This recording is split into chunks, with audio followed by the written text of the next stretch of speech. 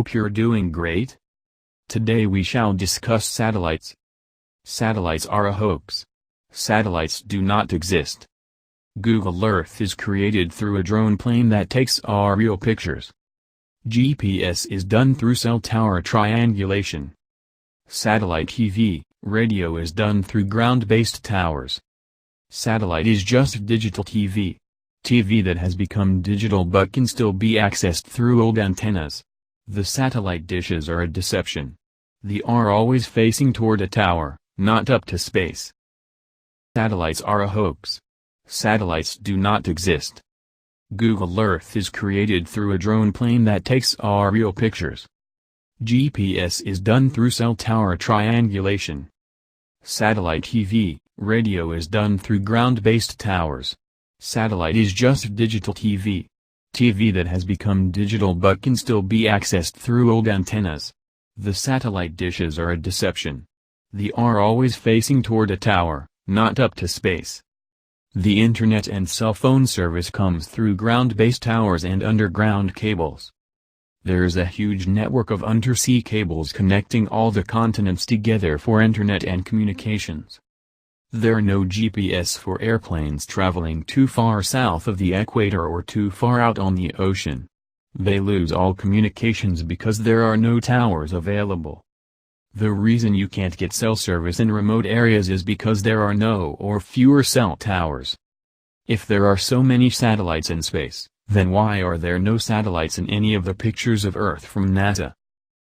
The origins of satellites came from the mind of famous science fiction writer Arthur C. Clarke. He wrote the 1945 proposal by Arthur C. Clarke for geostationary satellite communications. Arthur C. Clarke was a high-level Freemason as well as a homosexual and self-professed pedophile. Throw in Satanism and you've got a heck of a guy.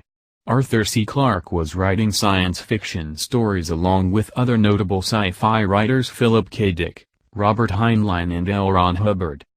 Arthur C. Clarke did initially claim to know Hubbard, however later he denied that statement and thought L. Ron Hubbard to be completely crazy. That link to Hubbard had to be broken. All Out Rebuke works well. There is a 7-year overlap between 1945 to 1952 when Jack Parsons, L. Ron Hubbard and Arthur C. Clarke were all alive and were witness to the science fiction industry exploding into the eager minds of young people. I find the Roswell crash in July 1947 quite timely, and it certainly propelled the interest in space to mania levels. Hollywood didn't miss the cue since they're owned by the Khazarian Rothschilds. Hollywood started cranking out sci-fi movies by the truckload. At the top of the sci-fi movie heap was The Great Undiscovered Frontier, space.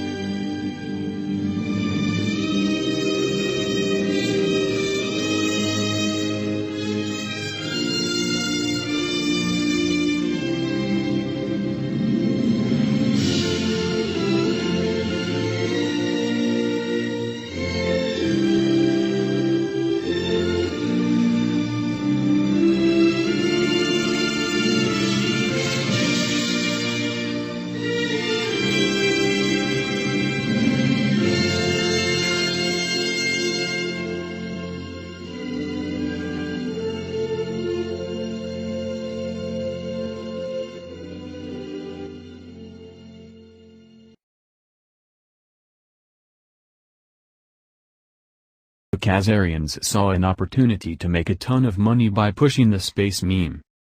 At some point a scheme was hatched to fake launch satellites into space for profit. NASA also became a tool to constantly remind humans of our insignificance in the boundless cosmic order. NASA has been beating the divinity out of us with pseudoscience, propaganda and spiritual delineation.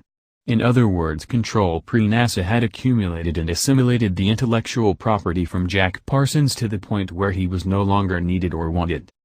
Sputnik 1 was launched first in 1957, fooling the world, and Explorer 1 soon followed in 1958, the year NASA was created. NASA was also created to militarize space and the atmosphere below it. But why? Simple. In order to conceal the deceptions of the Khazarian Mafia and their Freemason minions, the Khazarians needed to secure the perimeter and operate above any jurisdiction. All information above our heads skyward was now in the hands of NASA as the official source. In other words, the propaganda machine was created. It's laughable when you realize we're solely reliant on just one source for all information regarding the cosmos: NASA. Along with the controlled major mass media, NASA is free to dispense as much CGI/Pixar/Photoshop fairy tales as fast as we can gobble them up. I guarantee the Satanists of NASA have been laughing a long time about their ruses, however they're being exposed more than ever as incompetent pseudoscience degenerates when real scrutiny is applied. Seemingly unrelated, in 1959 the Antarctic Treaty was signed and is now totally off-limits, backed by military force.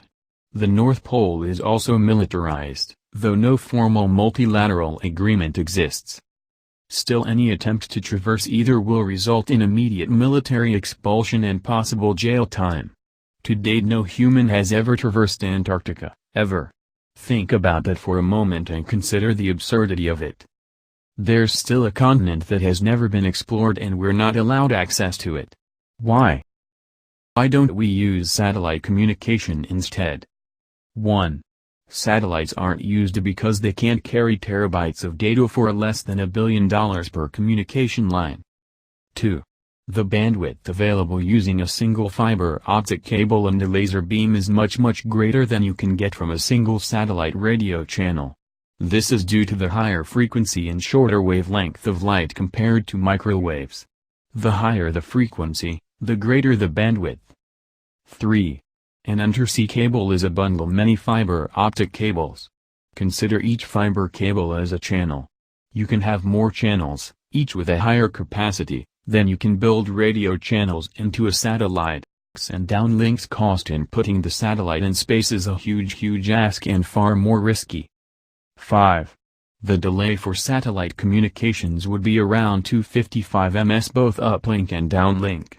For continuous traffic this not too bad price to pay. But for burst traffic, like voice, you pay for the delay at each pause. The rule of thumb is 10 ms per 1,000 miles, so a rule of thumb to Europe on SAT-8 would be about 75 ms versus 510 ms for satellite. 6. Finally, you can fix a broken cable. Once you launch the satellite you don't get a chance to fix it if it gets broke. More nails in the satellite's exist coffin.